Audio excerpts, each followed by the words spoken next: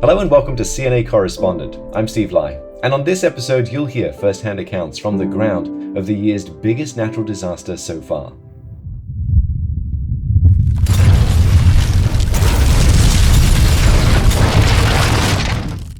Tremors have continued to rock Turkey and Syria following a magnitude 7.8 earthquake that caused widespread death and devastation on a massive scale. The first tremor struck at 4 a.m. local time on Monday the 6th of February. A second, a little later, measured 7.6.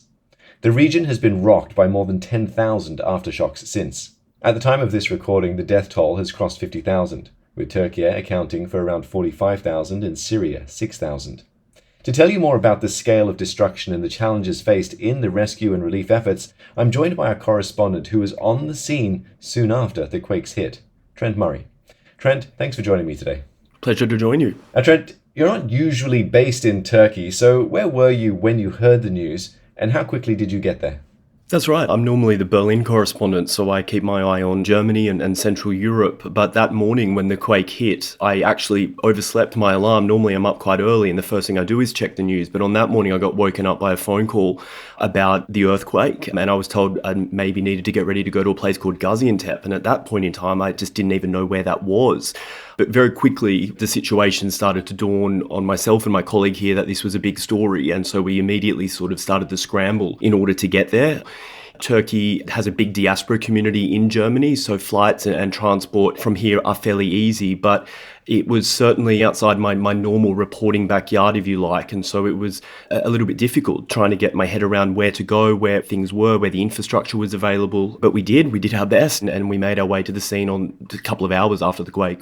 And that was an incredibly quick response. Usually when trips like this are sort of planned, a fixer is involved. Did you have a fixer on the ground that could help make the arrangements for logistics and things? Well, I was very fortunate in the sense that my colleague here, Bunyamin Kasap, is actually Turkish born. He lives here now with his family, but he has many years of experience working in Turkey. He covered a lot of the Syrian civil war at the time from the Turkish side of the border. He knows the region very well. He's obviously got friends and family and also a lot of media contacts. So he was able to get a handle of where to go, what to do. But even for him, a person from the country, it was very difficult because a lot of the airports were closed, the runways had been damaged, a lot of the major motorways into the area had been damaged. So it was not easy to try and find a way to get there. One of the other challenges that we had was that I think seemingly what happened was a lot of European press had the same sort of directive as we had, and so flights were filling up very, very quickly. We actually couldn't get a flight from Berlin Airport because they sold out within a few hours of that morning. So we had to take a train to a city nearby called Leipzig. It's about 2 hours away, much smaller airport, not somewhere you would normally use for a big international trip, but it was the only place we could get seats in order to try and get in there quite quickly. And so that was sort of the type of, I suppose, out of the box thinking that you kind of require at a moment like that in order just to try and get there quickly and get your feet on the ground to cover the story. Well, it's great that you were able to move so fast and incredibly handy to have someone that knows the area, speaks the language, I presume, as well. Once you were on the ground and saw firsthand what had happened, what was your initial reaction and what did you start reporting on first? Look, I think the moment it really dawned on me just how big this was actually when we first landed in Istanbul. Now, Istanbul airport is very new. It's massive. I would actually compare it to Singapore Changi in many ways. It's a huge crossroads for the world. But when we landed there, it was clear that this was a huge moment for the country because on all of the televisions were the rolling news channels. People crowded around watching those early scenes of people still being rescued. It had been less than 12 hours since the first quake hit and then the subsequent aftershock, which was almost as big. Security personnel, police were watching the news on their phone. People were distracted by what had happened. And there was still a sense, I think, of shock and people were stunned. And then when we made our way out of the baggage area, we saw almost this organized chaos, if you will. There were hundreds of people there. Now, this is in Istanbul, I should remind you. It was not affected in any way. But there were hundreds of people which had traveled to the airport because they had got a text message from local charities and disaster response agencies asking for volunteers to come and help. And the country's flag carrier, Turkish Airlines, had effectively set up an air bridge very quickly for volunteers to be able to fly from Istanbul down into the quake zone and assist. Many of the people had no experience, they had no tools, but they were signing up with people with clipboards and megaphones announcing which names were ready to board these flights. And it was just such a scene of, organised chaos is one way to describe it, but also just that was one of the first things that hit me is, wow, this is a country now that is really mobilizing and is almost on a war footing to try and respond to this disaster. We then slept the night in Istanbul because we couldn't get down there that night. The very next morning, we then traveled to a place called Elazig. It was not heavily affected. It lost some buildings and suffered some damage, but we then set up our base there, and it was from there that we were then able to make the drive every day into the quake zone where things were really bad. Yeah, remarkable to see sort of just the population in general mobilizing to see what they can do to help.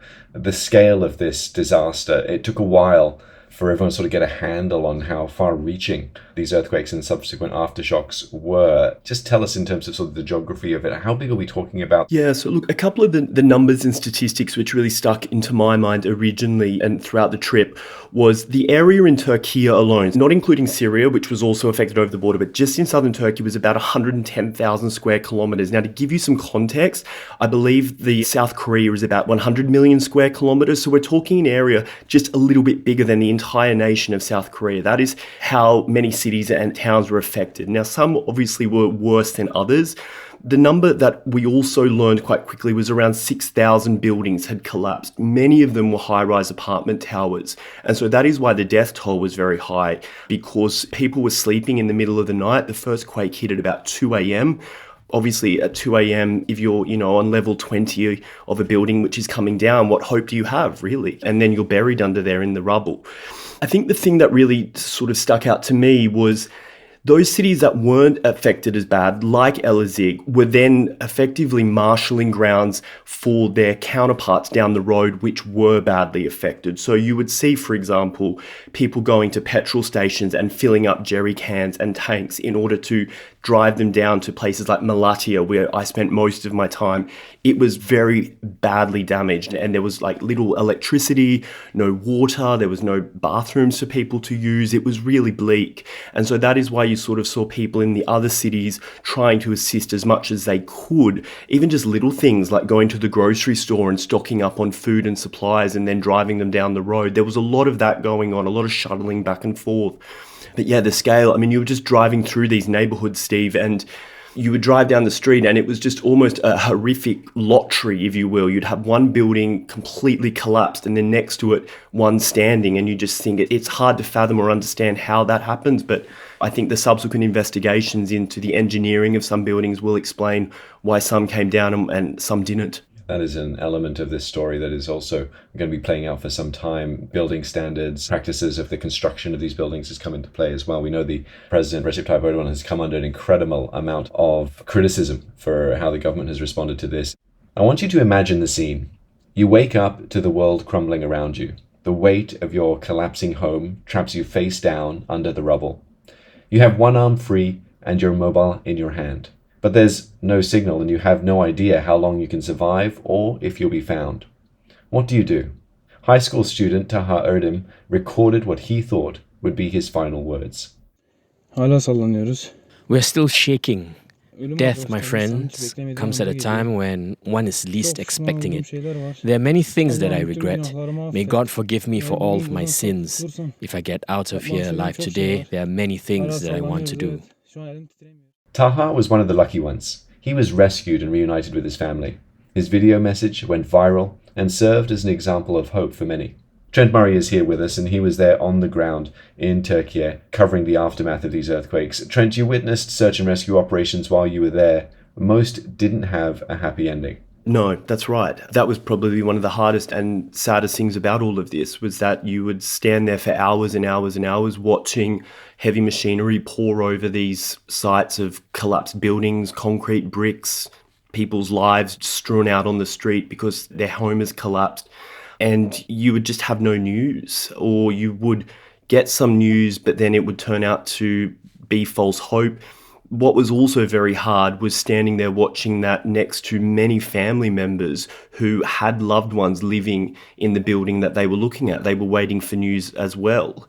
I remember one building I was at in the opening few days that I was there, they said around 80 people lived in there before it came down. They'd already pulled 50 out that hadn't survived, and they were desperately looking for the final 30. I was there for about 2 days and I just didn't see anybody pulled out from that building in that 30. What I did see, and it was a weird feeling to, I suppose, be happy about that, but I saw a cat pulled out alive, this white little furry cat that then a bunch of soldiers were caring for and took back to the base with them, we understand, and they now were sort of taking care of it and it's living with them from what we were told. But you sort of start to question the ethics and morals of whether you should be pleased about seeing a cat when you're still looking for human survivors. But, you know, it's, I suppose you look for happiness or joy where you can find it. But it was very hard during that time because you would hear the occasional wail, you would hear people crying, you would see people praying. They were bitterly cold. It was about minus 10 degrees at times, standing next to fires, but they just would not give up that vigil of watching what remained of their loved one's building, hoping that maybe the person they were looking for was still in there clinging to life. But obviously, as each day went by, that window of survivability was closing and the chances of finding more people fell. Yeah, and the challenges for the rescuers as well, mental sort of aspect of it is incredibly tough. I'm going to play a clip of one of your live crosses that really highlights how difficult the search for survivors was.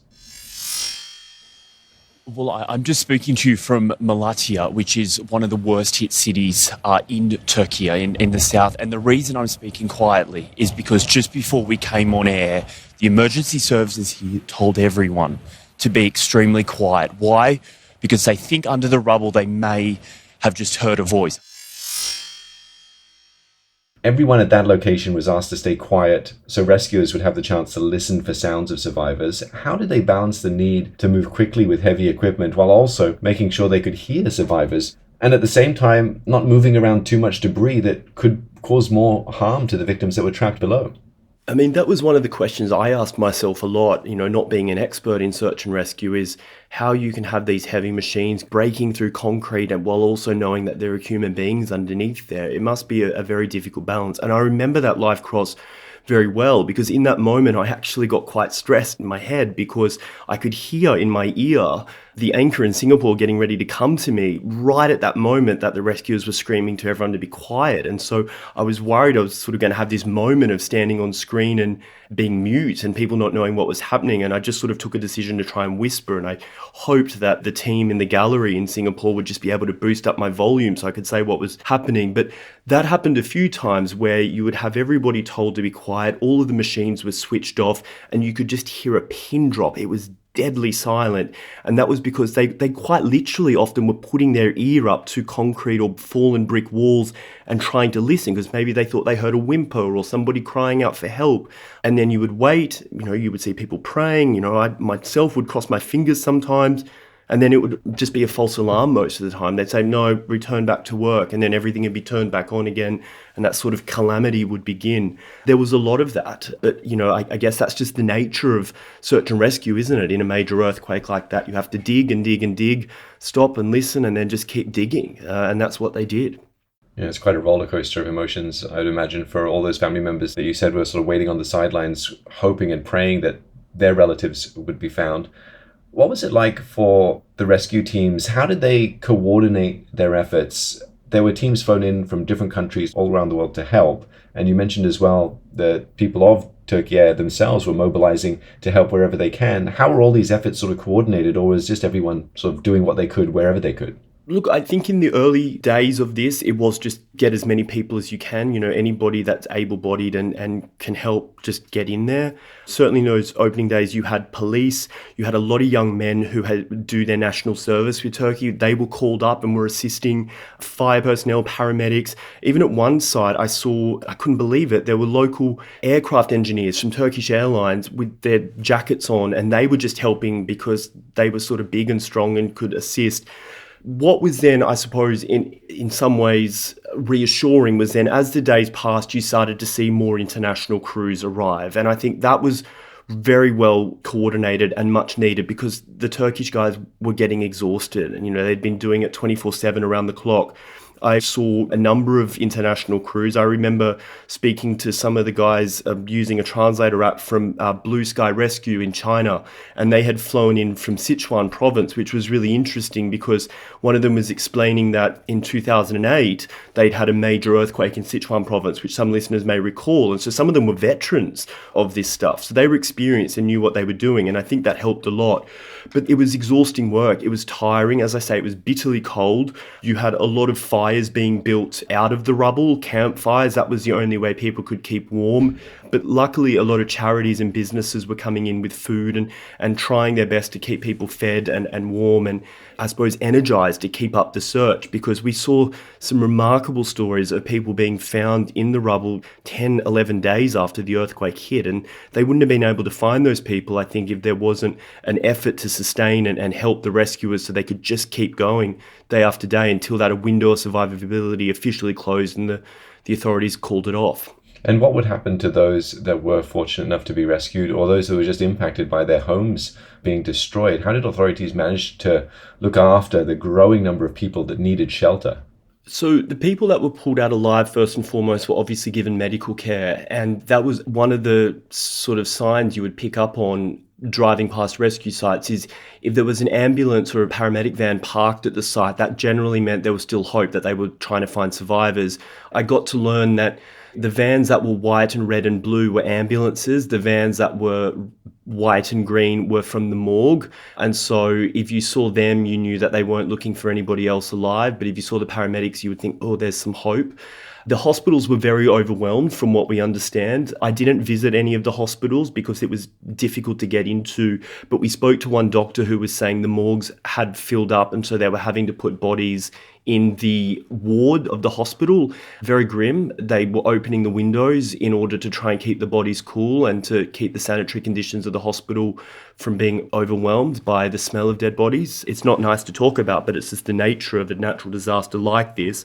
For the survivors of the quake, what you saw is a lot of these tent cities erected quite quickly by an agency called AFAD. That's the country's national disaster response agency. They were basic tents. There wasn't much to them. But what they did have was wood burning stoves that they could attach to them. That is how people were keeping warm.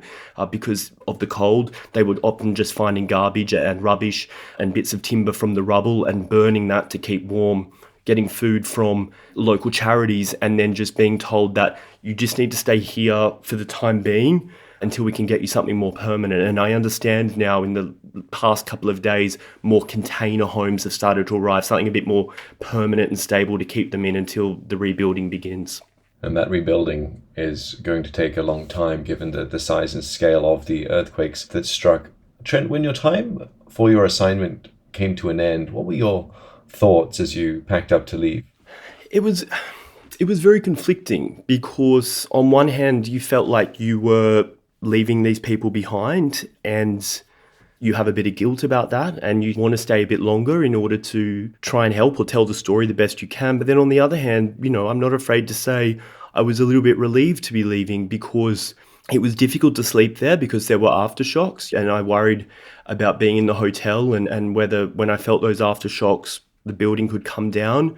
And I imagine that's something going through the minds of a lot of people that still live there. Even if their home wasn't destroyed, many people are now too scared to return to their home because of the aftershocks, and they're worried there could be more collapses. I mean, where I was in Malatya, there was a big aftershock 3 or 4 days ago, and which brought down a number of other buildings that were still standing from the original quake. So it's very dangerous, and that's why there's a huge work process that needs to be done by engineers now to go through and assess which buildings need to come down and which don't. And then you sort of fly back here and you feel safe again and you feel relieved to be in that safety, but you sort of want to stay very connected. So we have stayed in touch with several people that we met, including a number of emergency workers that we just met along the way. We obviously wanted to introduce ourselves and explain what we were doing. And then through that, we became friends with some people. They've kept us updated on what's going on. But I think the thing that I've been left with is, despite the scale of the tragedy, just there was so much humanity and almost hospitality on display, which I just found extraordinary, how these people could be so hospitable and kind and welcoming despite going through something so awful. You could barely get through 5 minutes there without somebody offering you a cup of tea or a juice or a coffee or asking you if you wanted to stand by the fire because it was cold. And I just found that so kind and generous. And I just was really taken back by that. And that's why I'd really like to go back to Turkey in the next couple of months as they work on that rebuild to sort of see the next phase, because these people need to pick up their lives from the pieces of all of this. And I think that's an important part of the story, is just how they do that. It certainly is. I really do hope you get the opportunity to do that, Trent, and then maybe we can get you back on CNA Correspondent as well, and we can do a follow-up piece on that. That would be awesome. Thanks so much for your time today. Thank you. At the time of this recording, the number of those killed and injured is still rising, and the aftershocks are being felt politically too. Facing calls for his administration to resign over their handling of the disaster, Turkish President Recep Tayyip Erdogan has asked for forgiveness, admitting to shortcomings in his government's response to the earthquakes. The UN estimates more than 500,000 homes need to be rebuilt. That will take time, and is the challenge that lies ahead of President Erdogan as he seeks another term as president after 2 decades in power. The TV version, CNA Correspondent, airs on CNA every Wednesday at 9:30 p.m. You can also catch up with it wherever you like on cna.asia. Do like and subscribe to this podcast version that takes you behind the scenes with our correspondents. Thank you for listening. Our podcast team is made up of Sai Wind, Crispina Robert, Clara Ong, and me, Steve Lai.